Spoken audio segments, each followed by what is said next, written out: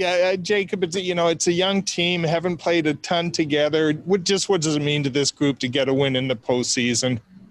Yeah, it means a lot. It's been, like I said, it's been a long time, and we got a young group, a very exciting group. And, our response from, the last game was we knew we needed a big game, and, so many different players stepped up, and, we battled hard for 60 minutes, and that's what you need to do in the playoffs. And, we got rewarded and got a huge win to tie up the series, and now we look forward to the next game.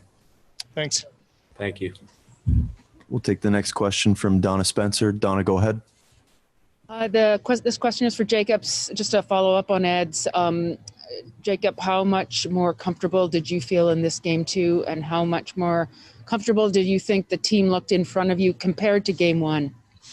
I thought game one was good too, and me personally, I felt really good at game one, but obviously I didn't get the result we wanted, and a couple goals that I would like to have stopped. But you move on, you look at video, and then you move on and preparing for the next game. And I thought obviously with Pearson scoring really quick, that was huge for our group to score a goal against them after they shut us out the first game. So just get an early goal that really got us going, and we just we played from there. Thank you. Thanks.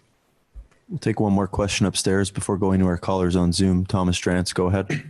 Jacob, hoping I can ask you a two-parter. One, in terms of the defensive play overall, your club's yet to surrender a 5-on-5 goal. What are you seeing in front of you that's permitted you guys to be so stingy in that area? And then the second part is I was hoping you could walk us through what you saw in that last save right at the end of the game.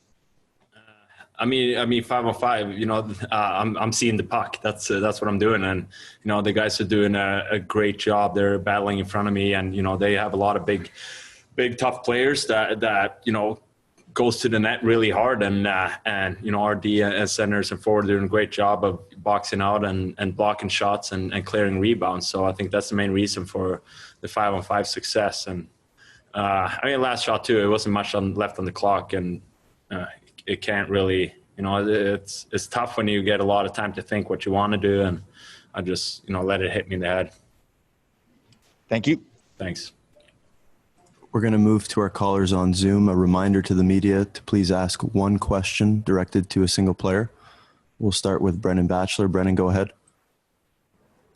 Yeah, this question is for JT. Just wondering your thoughts on, what the biggest difference was for you guys tonight offensively in terms of getting to the middle and getting to some of those scoring areas as opposed to game one.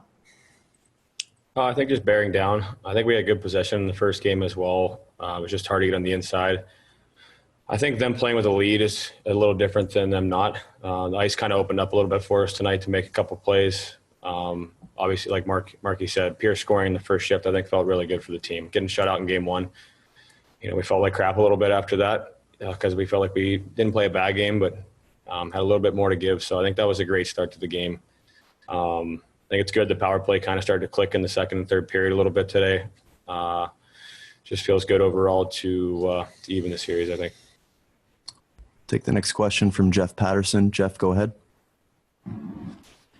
Jacob, there are moments within hockey games that sort of stand out, and I think JT had just scored. It's a 2-1 game. You had done well to regain the lead, and then you made that save on Eric Stahl point blank, one of your best saves of the night. Can you just kind of walk us through that sequence from your perspective? Yeah, like I said too, is that's my job to come up with some timely saves, and we had a lot of momentum, and JT scored an unbelievable goal, and then the puck kind of bounced around in the corner, and they got a hold of it and threw it in front of the net, and Stahl was there. I just trying to get out there. I lost my feet a little too early, but I was able to get a blocker on it, and then our guys came back and cleared the rebound. So that's just part of it. Take a couple more questions for Jacob and JT. We'll start with Dave Satriano. Dave, go ahead. Hey, this question's for JT. The first game, you guys, the top six, you all said you had to play better. You had all 4 goals tonight. Just wondering what the difference was And did you guys feel any extra pressure having two forwards missing and losing another two during the game? Yeah, everybody had to step up tonight. Bench was short for a while. I think that's going to happen over the course of playoffs. I think the team responded really well. I touched on us playing with the lead felt good after trailing the whole first game. So I think we just took advantage of our opportunities and bared down a little bit more and made a couple plays when we had to. Power play, like I said, had a big goal in the third period and ended up being, I think, the game winner. So I think we talked about, 15, 20 more % in this game. And I think that up and down the lineup, everybody contributed today. We needed, Beeg, Sutz, Motter, and Bo and Tanner and Louis, like they're on the ice the last 5-6 minutes of the game, taking those gritty face-offs, taking slashes. And, you can't say enough about, the lineup top to bottom today. Take one more question for the guys. Greg Wyshynski, go ahead.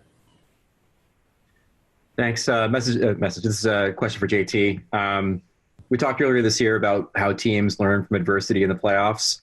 Obviously, things didn't go well in game one. Things go much better. You close out the Wild in game two. What do you think this team learns from the first two games of this series going forward? Well, I think like we talked about after the loss in the game one, we learn from it and move on. You got to be even keel. Everything's going to happen quickly. These next two games are going to happen back-to-back days, and the series could look a lot different. So same thing today. Enjoy it tonight. Learn, watch the video tomorrow. Learn from mistakes and talk about things that worked, and then get ready because, we talked before the series started, you got to be even keel, good and bad. So I think we have to take that into this next back-to-back. It should be a tough two games for sure. Thank you.